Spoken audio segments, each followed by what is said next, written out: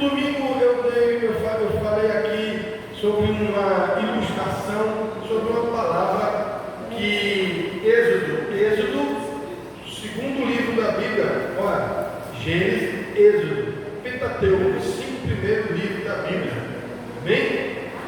Êxodo 3. Domingo passado, domingo que passou, primeiro dia da semana, eu falei que Aristóteles, um grande estudioso, Aristóteles, estudou nas melhores faculdades, né? Sofista, né? Na maior faculdade. Ele disse assim que claramente para a gente que a matéria ela não é um ato, ela não define o que ela é. Depende muito em que mãos ela está. Por exemplo, se eu pegar uma pedra, eu falei domingo aqui, se você pegar uma pedra e der na minha mão, ou na mão de qualquer irmão aqui, você vai pegar a pedra e vai chutar a pedra, não vai servir para nada. Mas se você pegar a pedra e colocar na mão de um escultor, aí se prepara que vai sair uma escultura ali, porque ali ele vai fazer daquela pedra uma escultura. Se você pegar barro e colocar nas nossas mãos, ou na minha, por exemplo, eu vou amassar e estou colocando fora. Mas pega o barro, o mesmo barro, e coloca na mão do oleiro, para ver o que ele faz. Ele faz um vaso. Então depende muito em que mão você está. Às vezes a gente diz, eu não sirvo para nada, o inimigo coloca, você não serve para nada, mas depende. Se você se colocar nas mãos de Deus, se prepare o que você pode ser. Queridos, isso é muito verdadeiro na nossa vida. Se você se colocar na mão do Senhor, você vai ver o quanto você pode fazer. É incrível.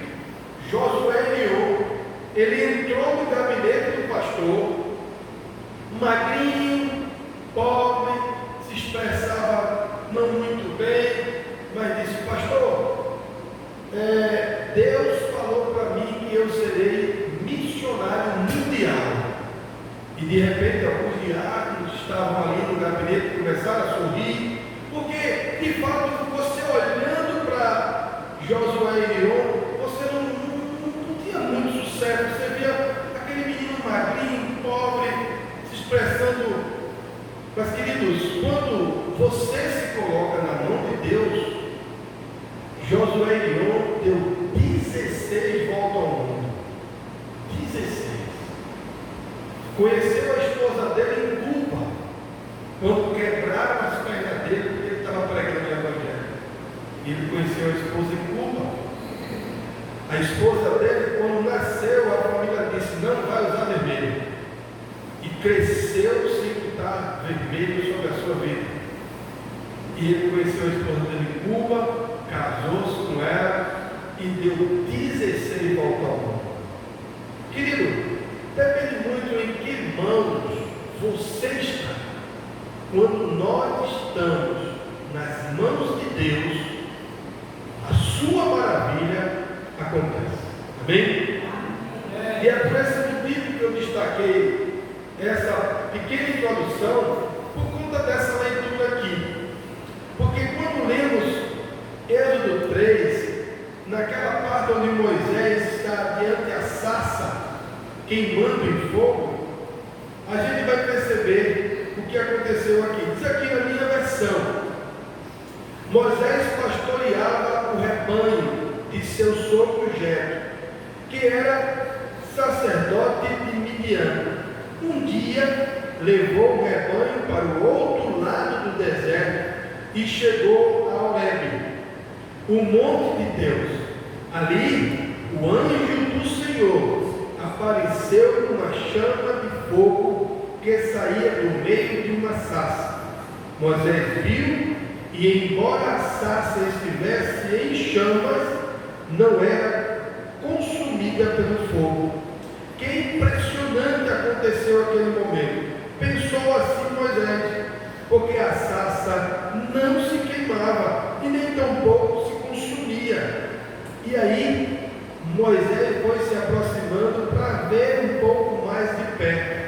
E o Senhor viu que ele se aproximava para observar. E então, no meio da sarça, Deus o chamou: Moisés, Moisés. Eis aqui, respondeu ele. Então disse Deus: não se aproxime, tire as sandálias dos seus pés, pois o lugar que você está é terra santa. Disse ainda: eu sou o Deus do seu pai, o Deus de Abraão, o Deus de Isaque, o Deus de Jacó. Então Moisés cobriu o rosto, pois teve medo de olhar para Deus. Amém? E aí a história continua. E lá no finalzinho, no versículo 14, diz assim: disse Deus a Moisés: eu sou o que sou. E isso é que você dirá aos israelitas: eu sou, me enviou. Amém? Querido, é muito interessante essa história. E de fato, a gente quando lê essa história, a gente fica pensando e olhando aquela sarça queimando e não se consumia. E muitas vezes, muitos mensageiros falam dessa sarça que não se consome. Mas eu queria chamar a atenção de cada um de nós nessa noite para algo que talvez você também já prestou atenção, mas talvez não tanto atenção assim. Mas eu queria chamar a atenção de vocês que não era a questão da sarça não se consumir, era a questão o fogo que estava sobre ela. Queridos, confessa comigo, não era um fogo normal. Porque fogo que é fogo, ele queima. Ah, não é? Ele queima. Aquele fogo ali não era um fogo natural. Não era um fogo feito por mãos humanas.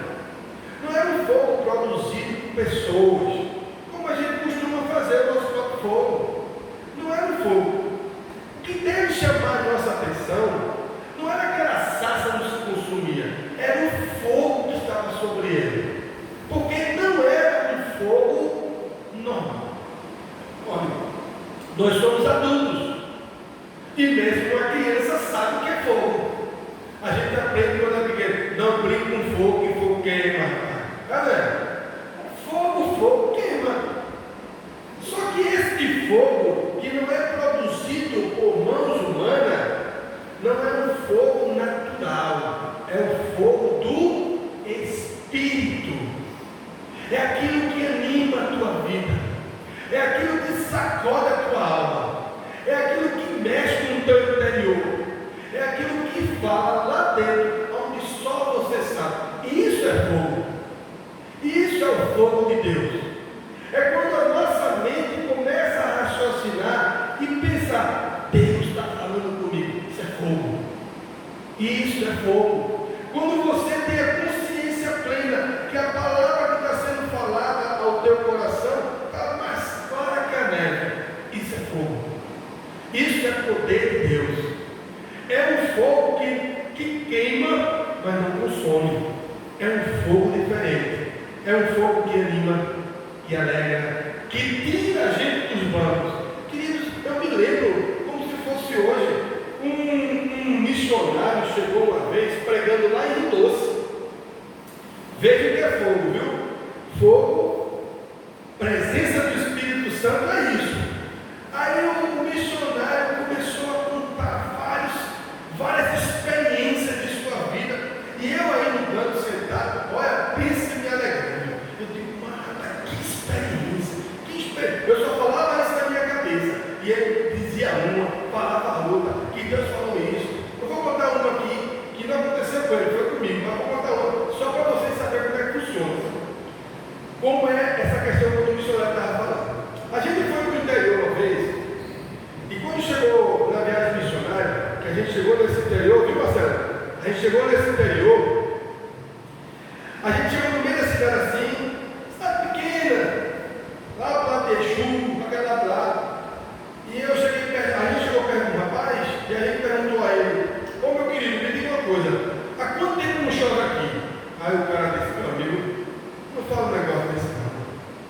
Chuva. Chuva não está nem no dicionário da gente aqui. A gente sabe o que é isso, não. Mesmo assim, só tu vendo Cici. Nem no dicionário tem chuva. Eu não sei nem como é que se escreve lá mesmo. E a gente olhou para aquele rapaz, Marco, e disse assim: querido, só dizer uma coisa a você. Se Deus manda chuva hoje, ele disse: tu diga um negócio desse. Se Deus manda chuva hoje, eu me embolo na lama. O cara disse. Eu olhei para ele e disse: querido, então te prepara. Hoje tu vai tomar banho de lama.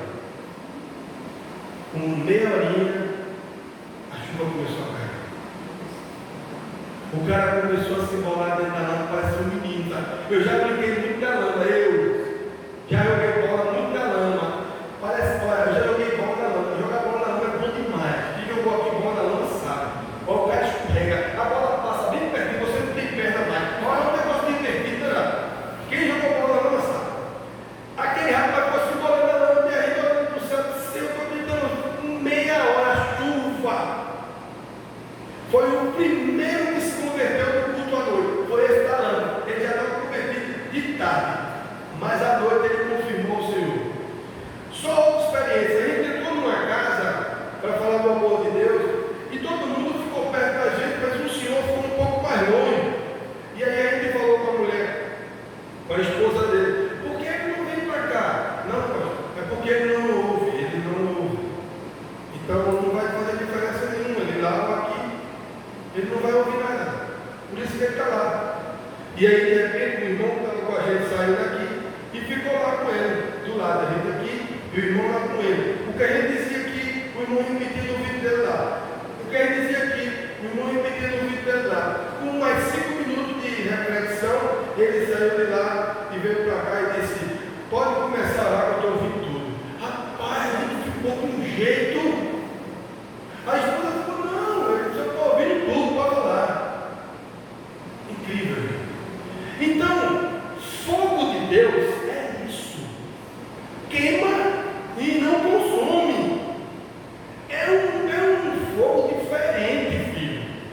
Não é um fogo que queima, que machuca, que mata. Não é um fogo que tira você da presença de Deus, que você fica inválido, porque fogo feito por mãos humanas queima, expulsa e maltrata.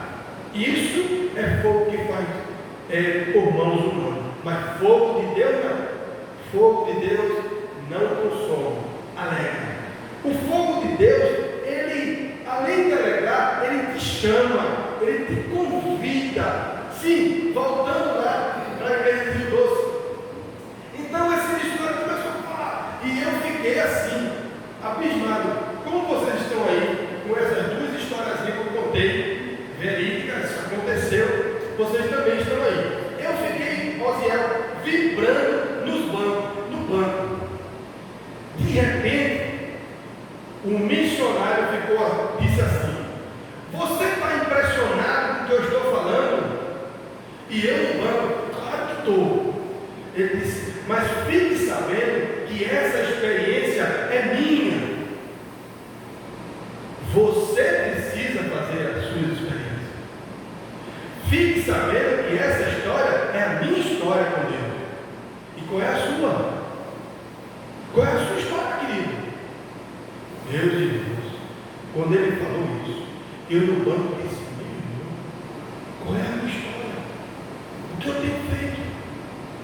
E daquele dia eu me levantei. Faz 31 anos que a gente vem fazendo história diante de Deus. E eu digo a todos vocês dessa congregação: levante do banco e faça a história de vocês diante o Cordeiro que morreu por nós. Faça a sua história, sabe? Nunca desista de pregar o Evangelho, nunca desista de falar do amor de Deus. Eu falei com o menino, quando eu estava chegando lá para guardar o carro da doutora, ele disse: pastor, o senhor estava onde? Eu estava na farmácia. Ele disse: e teve um que a gente chama a palavra de lanchinho, eu quero ficar mais rápido, é um lanchinho. Ele disse: teve um lanchinho lá na farmácia? Claro que teve, meu filho. Onde a planta do pé pisar, tem lanche. Ele disse: qual foi o lanche que o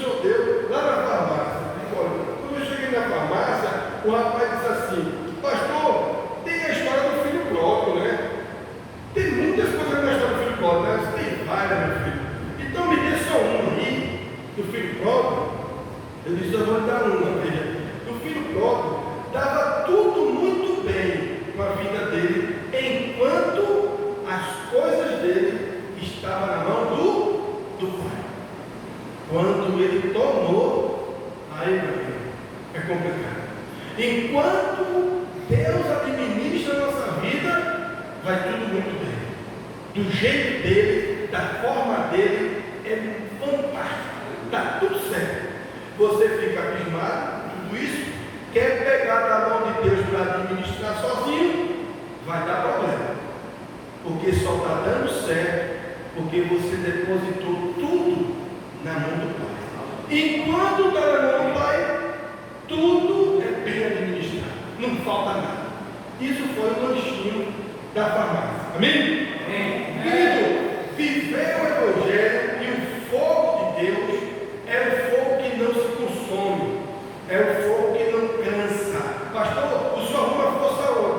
Bom, eu, pessoalmente, materialmente falando, fisicamente falando, humanamente falando, eu não sei. Porque até quando eu estava com a dor nessa perna, radiando, que eu disse, Jesus é bom, porque a perna está doendo. Estava doendo perna, braço, tomei um remédio, fui para lá, fui para cá, não estou sem mais dor não, estou bom, graças a Deus. Mas toda aquela força do fogo, que não consome. Aprenda isso. Quando você olhar para esse texto, você vai ver, esse fogo não consumiu a árvore, porque fogo de Deus cansa nada. Fogo de Deus não decepciona. Enquanto você servir a Cristo, você não é decepcionado por Ele, nunca. Agora, vá atrás do fogo dos homens, para você ver. Além de lhe queimar, lhe prejudique muito. Além de lhe queimar, tentam tirar a sua própria vida. Mas esse fogo aqui, ele não consome, ele não te cansa, ele renova as tuas forças. Eu vou dizer por quê? Porque quando Moisés chegou perto, o Senhor falou com ele. O Senhor falou com ele. E você sabe o que mais quebrava Moisés? É porque Moisés não se achava qualificado. Mas pensa comigo, gente. Como é que Moisés poderia pensar que ele era desqualificado? O cara foi criado num castelo. O cara recebeu toda a educação que você imaginar aí. O cara recebeu toda a liderança ali, na ponta da língua. Era um líder nato. Deus preparou ele dentro do castelo, com as melhores educações que você imaginar. Mas Moisés se achava desqualificado. Quando o Senhor o chamou no meio do fogo, o Senhor o convidou, chamando o seu nome para uma verdadeira missão, ele se achava desqualificado. Toda a sua estrutura real que ele tinha de educação ia lá para baixo. Olha, a habilidade de liderança também que ele tinha, isso fazia Moisés simplesmente o melhor homem que Deus poderia escolher para tirar o povo do Egito. A qualificação dele. Mas pastor, e por que ele não se achava digno? Porque ele não se achava digno porque de coisas que acontecem na vida de cada um da gente.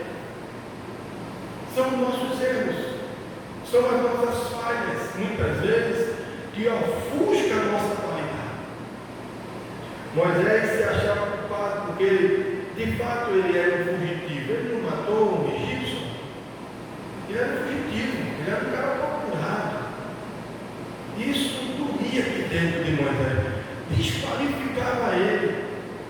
Meu irmão, talvez, ou na maioria das vezes, o que te desqualifica é justamente aquilo que você fez e que você mesmo não se perdoa. Mas Deus já havia perdoado. Queridos, quem perdoa os nossos pecados é o Senhor.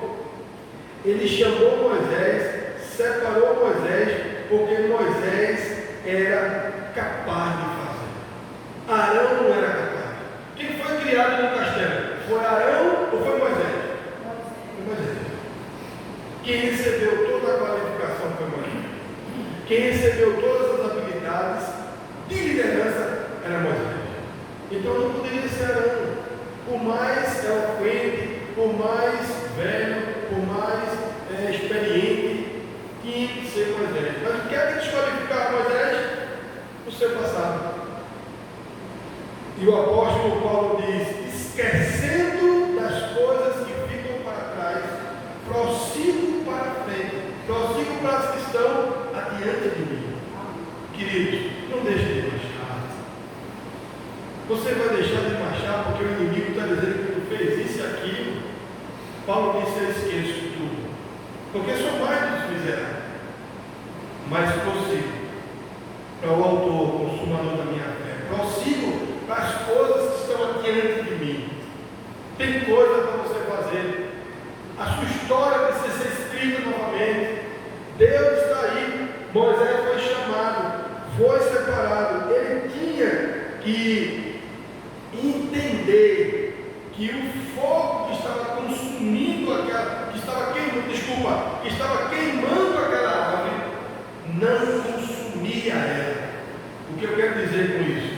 Que Moisés tem que entender, como todos nós aqui precisamos, o fogo que precisa nascer dentro de cada um de nós é o fogo que liberta nossas vidas das coisas passadas. É o fogo que a gente entende que precisa fazer a vontade de Deus. Esse é o fogo. É o fogo que nos consome, que não consome a gente, que renova nossas forças, que faz o velho ter vigor. Escuta aí, você acha que qual foi o fogo que estava sobre a vida de Josué ali, quando assumiu o lugar de Moisés? Não foi fácil, mas ele pegou o cajado e teve que descer. Era o fogo do Espírito, que passou para ele a liderança. E quem estava do lado de Josué? Caleb.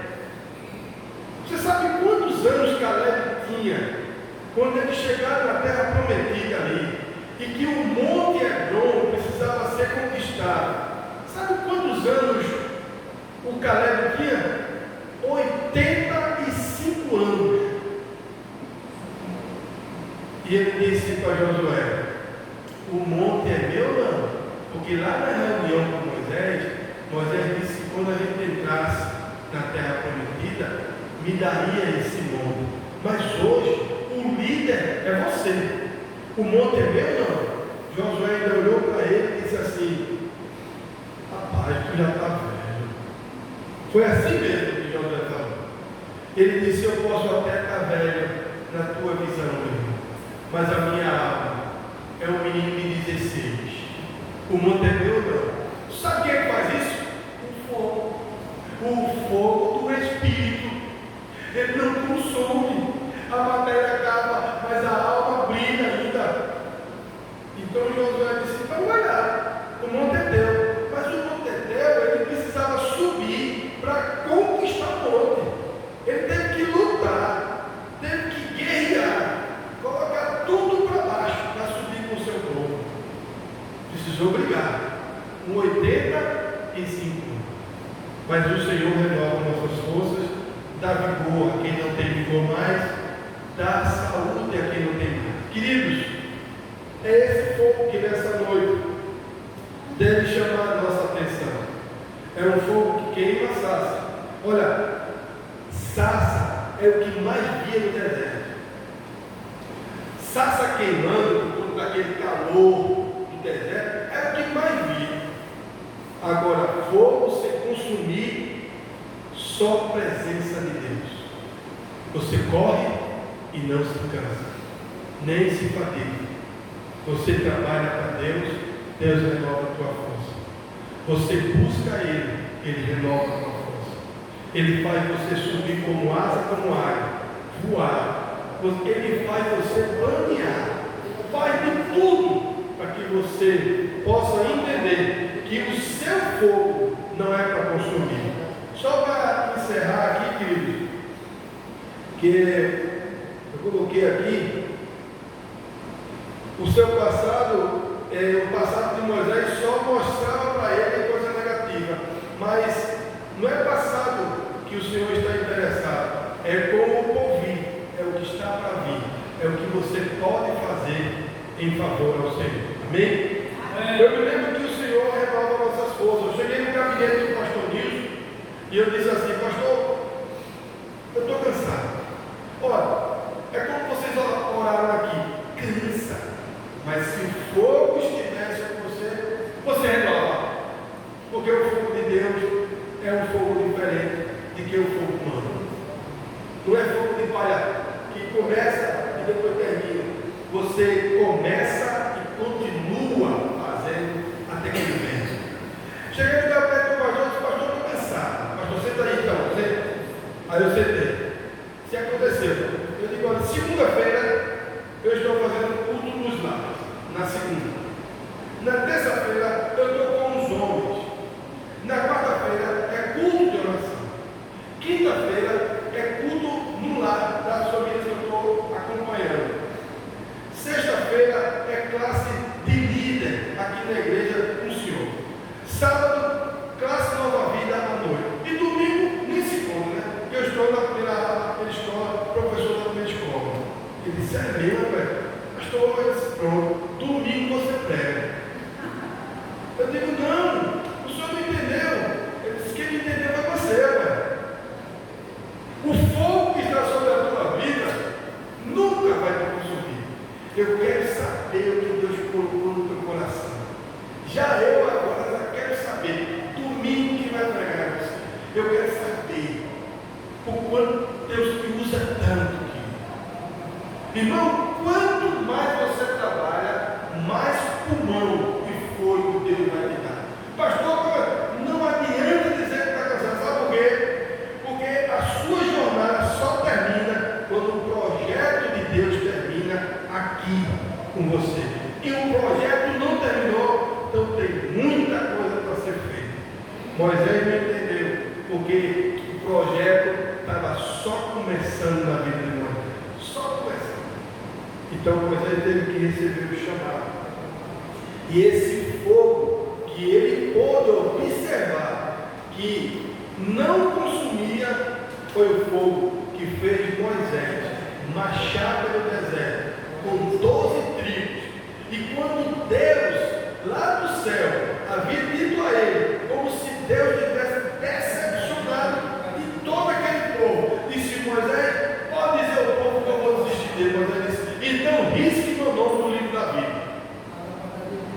Fez Moisés falar dessa forma: se o Senhor não salvar esse povo, então pode riscar o meu nome também.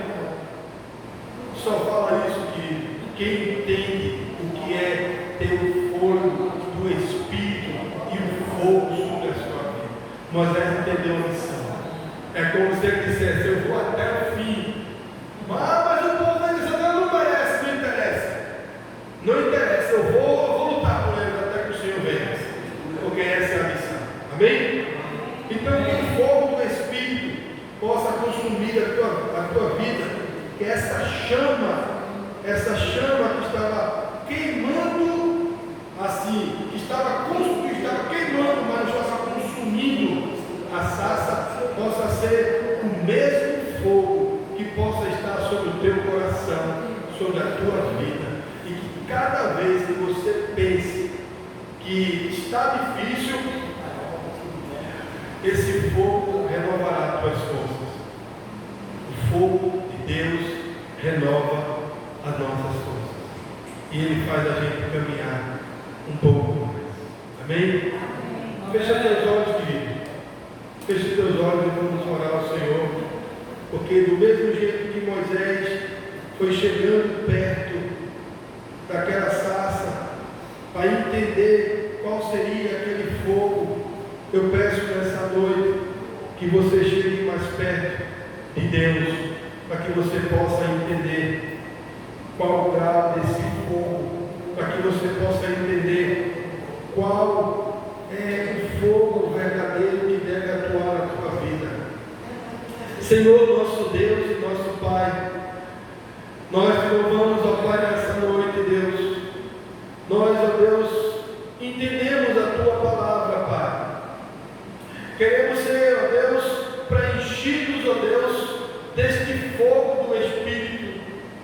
Não um fogo, ó Deus, que nos leva para baixo. Não um fogo, ó Deus, que venha matar ou tirar a nossa vida, destruir, ó Deus, os nossos dias aqui nessa terra. Mas um fogo, ó Deus, que possa nos tirar dos bancos. Um fogo que possamos entender o quão grande é ser representante da tua palavra. Senhor Deus, a tua igreja é a tua boca nesta terra, Pai. Foi assim mesmo que o Senhor falou, que aqui temos as escrituras sagradas, temos a igreja separada pelo Senhor, que nós possamos ser porta-voz da tua palavra, e que a cada dia, Deus, o fogo do Espírito esteja sobre nós, e que as pessoas possam ver, ó Deus, contemplar este fogo, que nos dá ânimo, que nos dá alegria, que nos desafia, Pai, a fazer o melhor para o Senhor. Desafia a tua igreja, Pai, que cada um que aqui está, Senhor, possa em teu nome, Pai, fazer a sua história mediante a tua palavra. Em teu nome, Deus, levanta o teu povo a fazer a tua vontade, a entender que fogo é esse, que não consome, não queima, não mata, não prejudica, só nos dá, ó Deus, alegria, bênção, fazer a vontade do Senhor, hoje e eternamente, Senhor. Derrama sobre nós esse fogo, derrama sobre nossas vidas, sobre nossas famílias. Ó Deus, te peço, Pai, que possamos entender a tua presença no nosso meio, que possamos entender, ó Deus, o teu chamado. Moisés tinha habilidade, Senhor. Moisés, ó Deus, ele tinha, ó Deus, capacidade, mas algo puxava ele para baixo. Muitas vezes, ó Deus, pode estar acontecendo com cada um de nós. Somos capazes de fazer, mas alguma coisa nos leva para baixo. Que em teu nome, Pai, nessa noite, tudo possa ser eliminado da nossa vida, e que possamos entender que só existe uma coisa que nos leva a fazer a tua vontade: é o fogo que não consome, é o fogo que nos leva a fazer a vontade do Senhor. Que esse fogo do Espírito, que aviva nossas vidas, que vivifica a tua igreja, possa nascer hoje e eternamente em nossos corações, em nome de Jesus. Amém? Amém. Eu digo isso, querido, sabe por quê? Só para a gente ir para nossas casas, porque é justamente esse fogo que você vai precisar quando estiver lá na glória. Adoração, louvor e vontade do amor de Deus, isso nunca acaba. O resto vai passar, mas o fogo do Espírito começa aqui e é toda a vida e a eternidade lá. Você vai ver, prova desse fogo para você ver. Vai provando e vai fazendo a tua história, vai construindo aquilo que o Senhor designou para a sua vida. Olha, que nós possamos entender essa reflexão para as nossas vidas e fazer com que outras pessoas possam compreender isso, para que a glória do Senhor seja vista. Amém? Amém. Moisés perguntou ao Senhor como os israelitas iam entender isso. Aí sabe o que o Senhor disse? Você vai dizer aos israelitas: o eu sou me enviou. Só diga isso. As pessoas vão entender que não é você, é Deus sobre a tua vida. Amém? Uma oração silenciosa, a gente se despede desse momento. Amanhã é um culto na casa da irmã Francisca. Fica orando. que eu vou me esforçar para chegar nesse culto, viu? Vou tentar chegar nesse culto e ter tudo certo para ir para esse culto da irmã